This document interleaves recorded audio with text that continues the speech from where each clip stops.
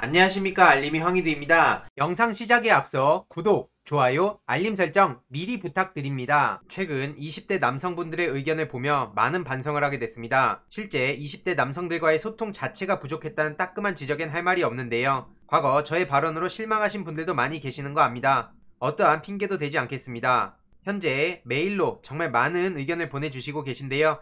한 분 한 분 꼼꼼히 읽느라 시간이 많이 걸리긴 하지만 한 분 한 분 다 읽고 답장도 드리고 또 당에도 의견 잘 전달 드리겠습니다. 그리고 참고로 제 유튜브 채널에서 좀 젊은 층들이 볼만한 게임을 다뤄달라고 하시는 분들도 많이 계십니다. 무슨 말씀이신지는 잘 압니다만 여전히 많은 분들이 게임을 싫어하시는데 저 혼자 게임을 떠들면 어떤 소용이 있을까 싶습니다. 여태까지 게임 쪽으로 한 게 뭐가 있냐 라는 비판도 달게 받아야 된다 생각합니다. 참고로 저는 저의 캐릭터의 한계도 명확히 잘 알고 있기에 새로운 청년들을 더 많이 양성해야 한다고 생각합니다. 그런 가교 역할을 꾸준히 해나갈 예정이고요. 참고로 일부 커뮤니티에서 제가 20대 1배아라고 주장했다는 게 있는데 저는 그렇게 주장하지 않았습니다. 그리고 20대 청년들을 그렇게 비난해서도 안 된다고 주장했고요. 표현의 자유는 당연히 존중하지만 비판을 하더라도 사실 왜곡과 무분별한 인신 공격에 대해선 용납할 생각이 없다는 점을 다시 한번 말씀드리고 싶습니다. 그리고 저의 과거의 글 관련해서 지금은 어떻게 생각하냐는 질문이 굉장히 많습니다.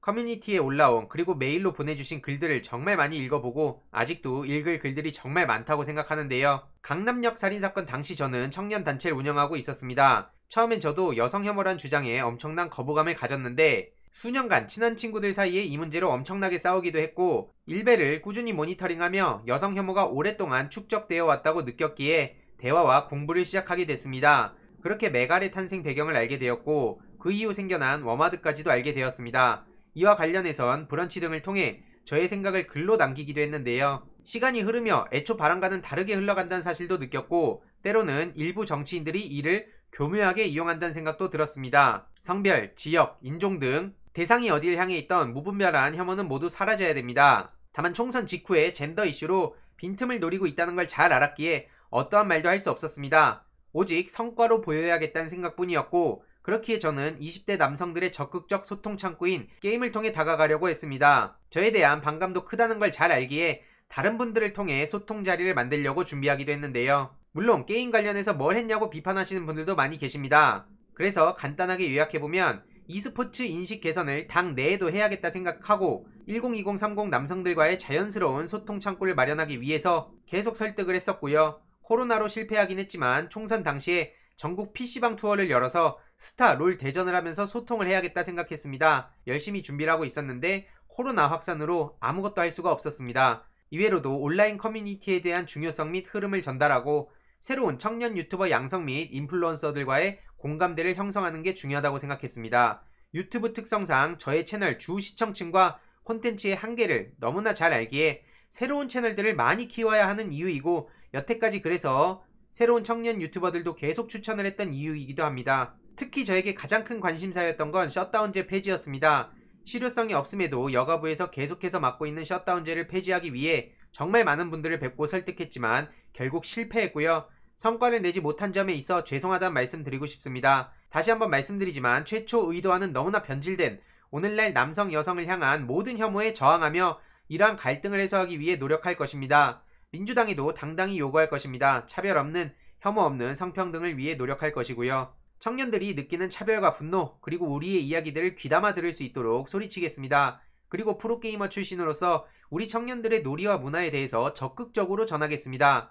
저는 성평등주의자며 역차별 또한 불평등이라고 생각합니다. 사람이 먼저다. 그런 관점에서 평등하고 치우침 없는 차별 없는 사회를 만들고 싶은 사람이라는 점 말씀드리고 싶고요. 마지막으로 제가 최근에 온라인 커뮤니티 및 에타 1배화라는 표현에 대해서 많은 분들이 의견을 물으셨습니다. 정확히 표현하자면 제가 20대 남성들께 받은 주장은 그간 제가 주장해온 커뮤니티 내용들에 대해서 무슨 말하는지는 알겠다. 그런데 그것보다도 제대로 소통도 안하고 20대 남성 못 챙긴 게 더 심각한 문제 아니냐 라는 의미로 글을 남긴 거였는데 선거 끝나고 20대 1배화라는 주장을 절대 해서도 안되고 역사 교육을 주장하며 그들을 가르쳐서도 안된다고 말씀드린 바가 있습니다. 저의 표현 방식이 다소 서툴렀던 점 사과드리고요. 저는 평소 1배에 빠지게 되는 다양한 경로가 있다고 보고 꾸준히 소통을 하다 보면 변하는 경우도 있다고 생각해왔습니다. 그래서 향후 10년 후를 생각하고 청소년들과의 강의와 만남을 꾸준히 진행하고 있는 거고요. 앞으로 다양한 청년, 청소년들을 만나며 의견을 경청하고 소통하겠습니다.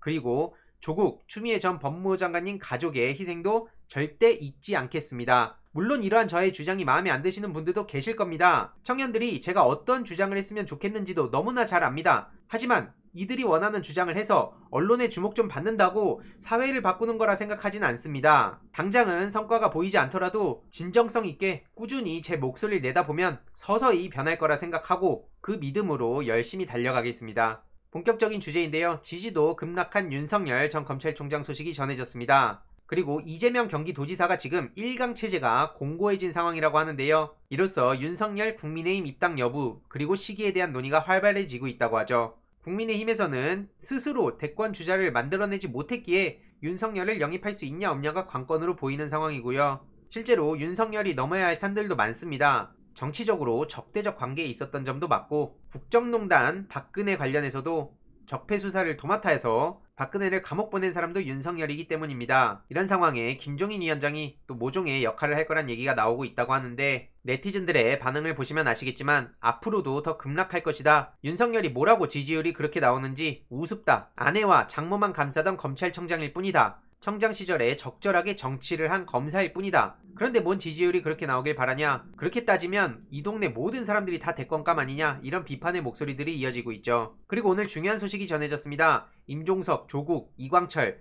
무혐의 소식인데요. 다른 걸 다 떠나서 조국 전 법무부 장관 관련해서 언론에서 그리고 검찰에서 얼마나 망신주기하고 탈탈 털어댔습니까? 그 지점에서 이런 무혐의 소식은 언론에 많이 나오고 있지 않습니다. 그때는 모든 이야기들이 몇 달간 조국 전 장관만을 향했었는데 왜 이런 게 무혐의 났고 재판 과정에서 검찰의 무리한 수사 기소했음이 드러난 것도 제대로 해명도 안 되고 그런지 모르겠고요. 오늘 최강욱 열린민주당 대표의 첫 재판도 열렸죠. 최강욱 대표 측 변호인은 이동재 씨를 비방하기 위한 게 아니라 이동재의 취재 활동이 사회적으로 논란이 되자 하나의 의견을 쓴 것이라고 주장했고요. 취재활동을 빈자해 검찰과 결탁 그리고 이철 전 대표에게 범죄 사실 자백을 강요했는데 이건 취재윤리를 심각하게 위반한 것이라고 주장을 하기도 했죠. 재판이 끝나고 최강욱 대표님은 이 시대의 화두가 공정과 정의이고 그런 점에서 검찰이 본인들의 잘못을 축소하고 감싸기 위해 무리한 수사와 기소를 남발한 것에 비하면 아무것도 아니다라고 비판하기도 했습니다.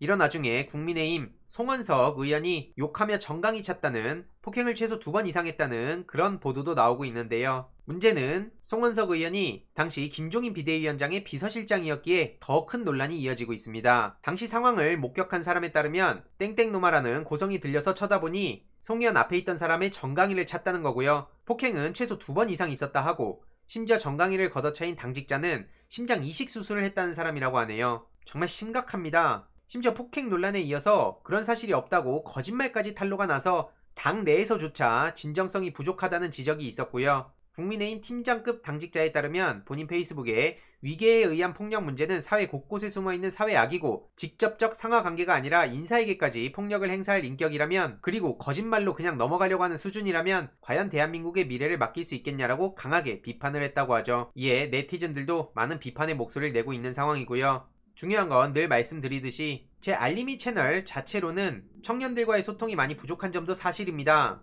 언론에 맞서서 이러한 내용들을 간단하고 쉽게 전해드리는 것도 필요하다고 생각을 하고요. 청년 그리고 청소년들이 좋아할 만한 콘텐츠에 대해서도 별도로 준비를 하는 중이기에 추후에 차차 공유 드리도록 하겠습니다. 이번 내용도 유익했다면 구독, 좋아요, 알림 설정, 멤버십 가입 정말 큰 힘이 된다는 점 말씀드리고 싶습니다. 이번 내용도 주위에 널리 공유 부탁드립니다.